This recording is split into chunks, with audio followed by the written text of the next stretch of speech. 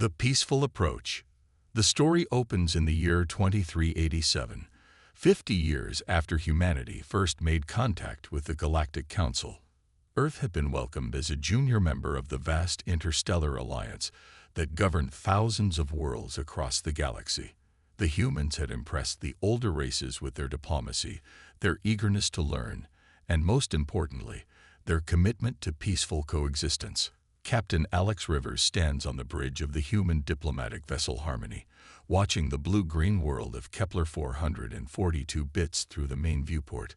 This planet, which humans had named New Eden, was supposed to be humanity's first major colony outside their home system. The Galactic Council had approved the settlement after 3 years of careful negotiations and environmental studies. The Harmony carries not weapons, but families. 5,000 colonists sleep in cryogenic pods below decks, dreaming of new lives among alien stars. These are farmers, teachers, engineers, and artists. People who left Earth seeking opportunity and adventure, not conquest. Ambassador Lisa Park reviews the final settlement agreements with the local Viridian representatives. The Viridians are a peaceful species, resembling tall, slender beings with crystalline skin that shifts color with their emotions. They had initially welcomed human presence on their world, agreeing to share the vast, unexplored northern continent. The negotiations had taken months, but they seemed perfect. Humans would establish their cities in the barren northern regions, using their advanced terraforming technology to make the land fertile. In exchange, they would share their agricultural innovations with the Viridians, helping to end the food shortages that had plagued their southern settlements for decades. But as the Harmony enters orbit, something feels wrong. The usual greeting signals from the Viridian traffic control remain silent.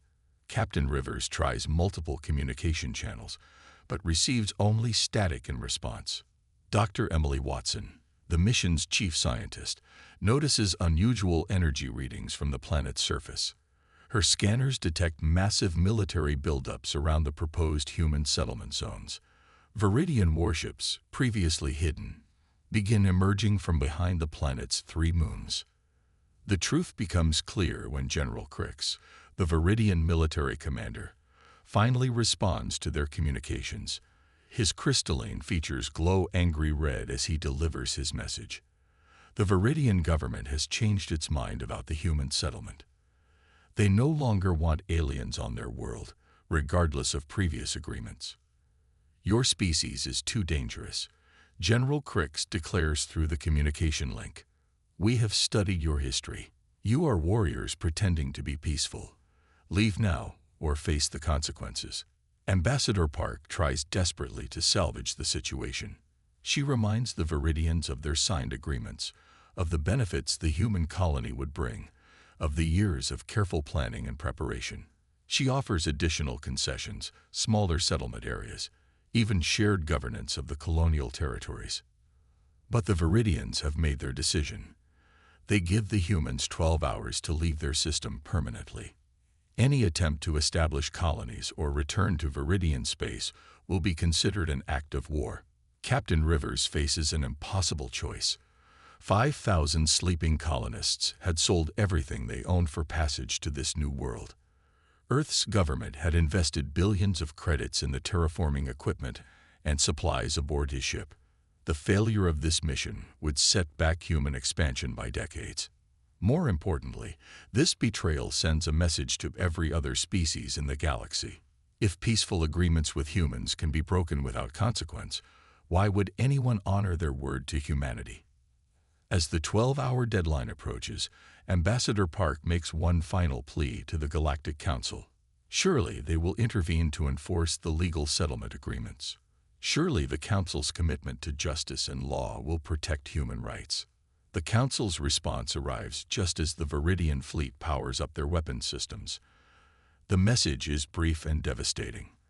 The Galactic Council recognizes the sovereign right of the Viridian Empire to control access to their territory. We advise all parties to seek peaceful resolution through diplomatic channels. In other words, humanity is on its own. Captain Rivers orders the Harmony to begin withdrawal from Viridian space. As they retreat, Viridian fighters escort them to the system's edge, weapons locked onto the defenseless colony ship. The 5,000 dreamers in cryogenic sleep never wake to see their promised land. The final scene of Part 1 shows the Harmony jumping to hyperspace, carrying its cargo of shattered dreams back toward Earth. But in the ship's secure communications room, a priority message is being transmitted to Earth Command. The message is simple, but its implications will echo across the galaxy. New Eden colony mission. Failed.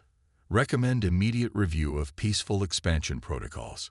Humanity may need to consider alternative approaches to galactic citizenship. The age of human patience is about to end. The warning signs. 6 months after the New Eden disaster, humanity's approach to galactic relations begins to shift. The failure at Kepler 442 bits had shocked Earth's leadership, but it was only the beginning of a pattern that would reshape human policy forever. Admiral James Cole stands in the war room of Luna Station, Earth's primary military command center. The holographic display before him shows 17 different star systems, where human interests have been threatened or attacked in the past 6 months. The galaxy, it seems, has interpreted humanity's peaceful retreat from New Eden as a sign of weakness. The hegemony, a collection of militaristic species from the Outer Rim, has begun raiding human merchant vessels in neutral space.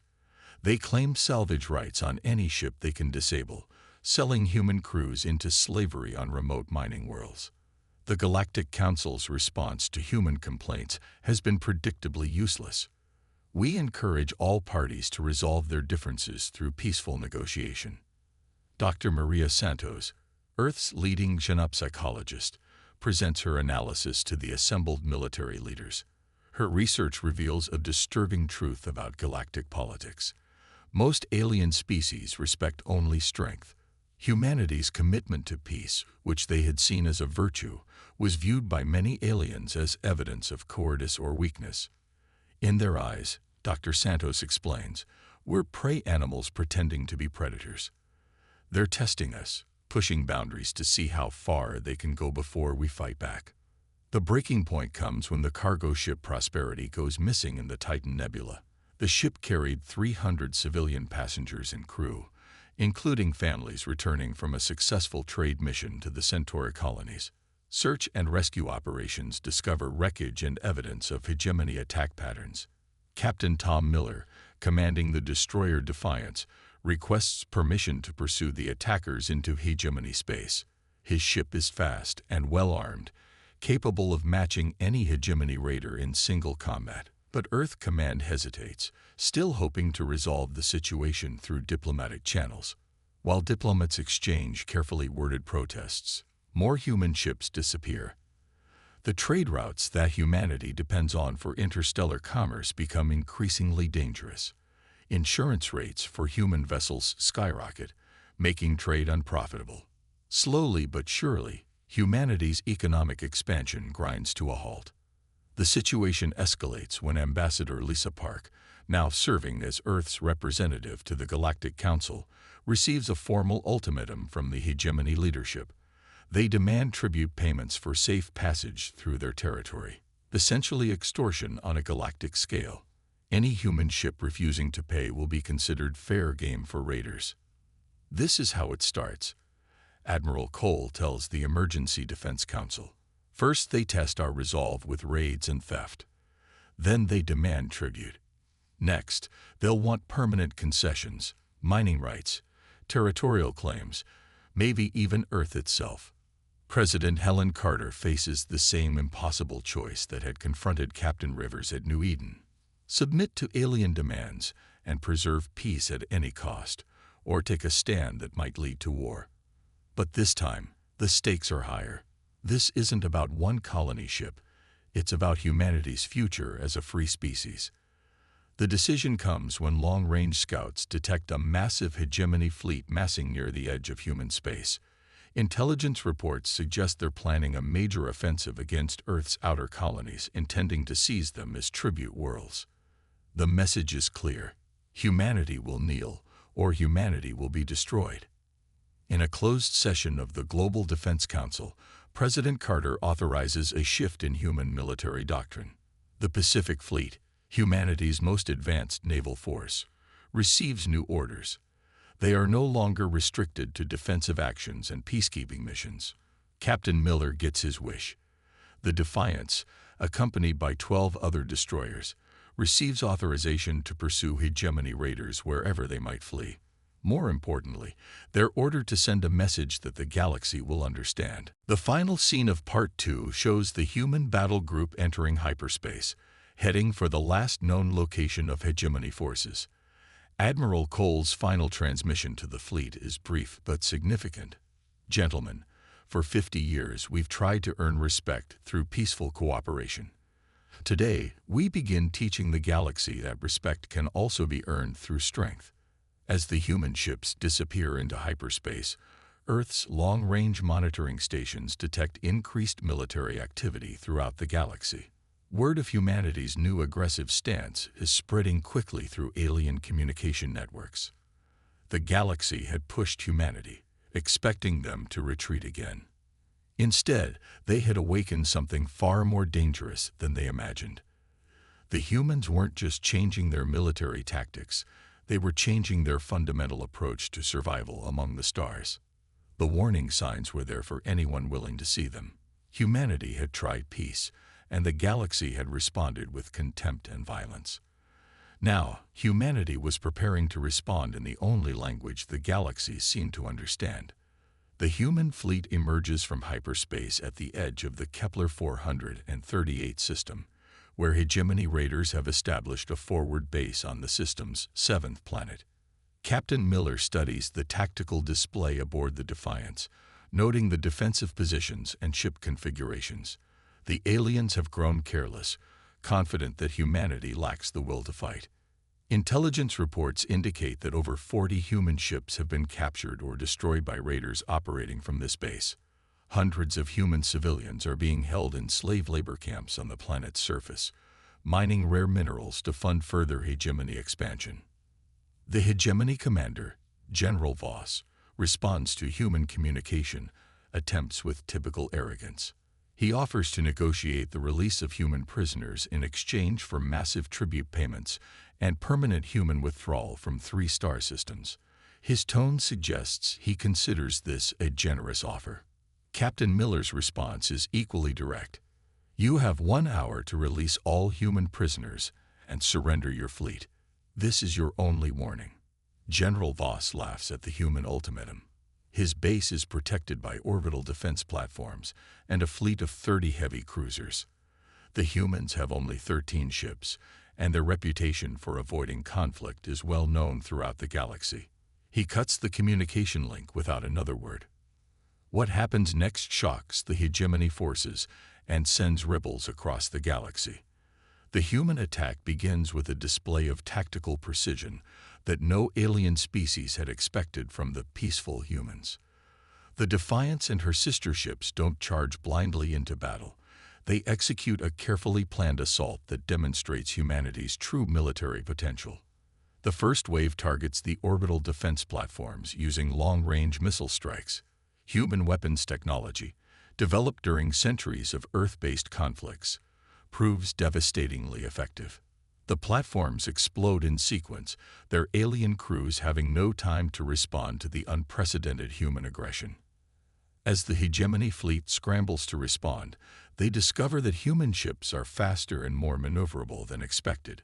The destroyers dance between enemy formations, their weapon systems picking apart alien vessels with surgical precision. Every shot seems to find its mark, targeting critical systems and command bridges. General Voss, watching his carefully constructed base crumble around him, finally understands the magnitude of his mistake. These aren't the same humans who retreated from New Eden. These are warriors who had been holding back their true capabilities, waiting for the right moment to reveal their strength. The battle lasts only 4 hours. When the smoke clears, the hegemony fleet is destroyed or scattered, their base reduced to burning wreckage. Human casualties are minimal. 2 ships damaged, 17 crew members wounded, none killed. The efficiency of the victory is as terrifying as the victory itself. Captain Miller's forces rescue over 300 human prisoners from the surface facilities. The freed captives tell stories of brutal treatment and forced labor, confirming intelligence reports about hegemony cruelty. Their testimonies will later be broadcast across human space, building public support for stronger military action. But the most significant moment comes when General Voss, his flagship crippled and burning, transmits a desperate surrender offer. He promises to return all captured human property and withdraw hegemony forces from human territory.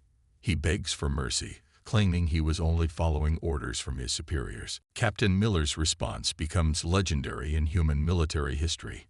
"You had your chance for mercy when you captured our civilians. You chose cruelty instead. Now you'll face the consequences of that choice." The Defiance fires a single torpedo, eliminating the hegemony command ship and its general. The message is clear. Humanity no longer negotiates with those who harm their people. News of the Kepler 438 victory spreads rapidly through galactic communication networks. The peaceful humans have not only fought back, they've won decisively against a numerically superior force. Alien military analysts struggle to understand how they had so badly underestimated human capabilities. The Galactic Council issues a formal statement condemning human aggression and calling for immediate ceasefire negotiations. Their response reveals the depths of their hypocrisy. They had ignored human pleas for help when raiders attacked human ships, but now demand action when humans defend themselves effectively. Admiral Cole's response to the Council is broadcast across the galaxy. "For 50 years, we sought justice through your courts and protection through your laws. You failed us repeatedly. From now on, humanity will provide its own justice and protection.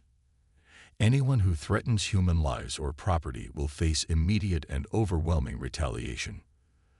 The galaxy suddenly realizes that everything has changed. The humans aren't just defending themselves. They're sending a message to every species that had viewed them as easy targets. 3 months after Kepler 438, the galaxy's major powers form an unlikely alliance.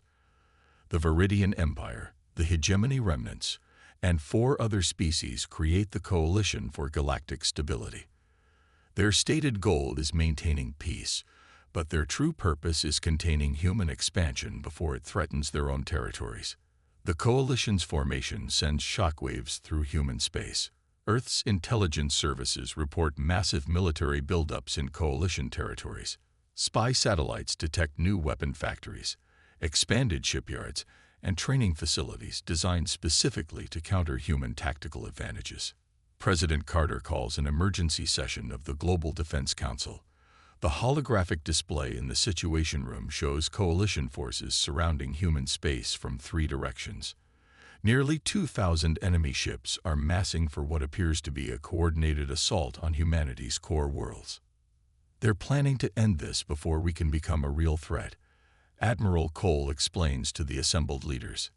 "Their strategy is simple: overwhelm us with numbers, capture Earth and the major colonies, then partition human space among themselves." Dr. Santos presents her analysis of Coalition communications. The Alien Alliance believes they can defeat humanity through conventional warfare if they act quickly enough. They've studied the Kepler 438 battle and concluded that human advantages are tactical rather than technological. Superior numbers, they believe, will overcome human skill. The Coalition's mistake is assuming that Kepler 438 represented humanity's full military potential. They don't realize that Captain Miller's destroyers were actually holding back, testing weapons and tactics against a relatively minor opponent. They have no idea what humanity is truly capable of when facing an existential threat. The truth begins to emerge when Admiral Cole receives clearance to brief the Defense Council on Project Prometheus. For 20 years, Earth's black-budget military programs have been developing weapons technologies that violate several Galactic Council treaties. These weapons had been created as a last resort, never intended for use unless humanity faced complete annihilation. The Prometheus arsenal includes neutron cascade bombs capable of sterilizing entire planets, quantum viruses that can disable electronic systems across multiple star systems, and self-replicating nanobots designed to consume enemy fleets from within. Each weapon represents humanity's darkest scientific achievements, tools of warfare so terrible that their existence had been classified beyond top secret. "We built these hoping we'd never need them," Admiral Cole tells the stunned council members. "But the coalition is forcing our hand. They want to destroy human civilization. If that's their choice, we'll show them what destruction really means." President Carter faces the ultimate decision of her presidency. Authorization of Prometheus weapons would transform humanity into the galaxy's most feared military power, but it would also make them the galaxy's greatest threat. There would be no going back to the peaceful approach that had defined human foreign policy for 50 years. The decision point arrives when coalition scouts probe the outer edges of the Sol system. Long-range sensors detect the massive enemy fleet beginning its approach toward Earth. The coalition commanders broadcast a surrender demand. Humanity must submit to alien oversight, surrender their military forces, and accept partition of their territory. Failure to comply will result in the complete destruction of human civilization. President Carter's response becomes the defining moment of human history. Speaking from the Oval Office, she addresses not only the coalition but the entire galaxy. For 50 years, humanity sought to join the galactic community as equals. We offered friendship, trade, and cooperation. In return, we received betrayal, theft, and violence. You mistook our desire for peace as weakness. You believed our restraint meant we were harmless. Today, you learn the difference between choosing not to fight and being unable to fight. She pauses, her expression hardening as she delivers the words that will echo across the galaxy for generations. The coalition has chosen to threaten human extinction. Very well. Humanity accepts your challenge. But understand this. We will not simply defend ourselves. We will demonstrate why our species survived every predator, plague, and disaster that Earth could create. We will show you what happens when humans stop holding back. The broadcast ends with a simple, terrifying promise. You wanted to see humanity's true nature. Congratulations. You're about to witness the birth of the galaxy's apex predators.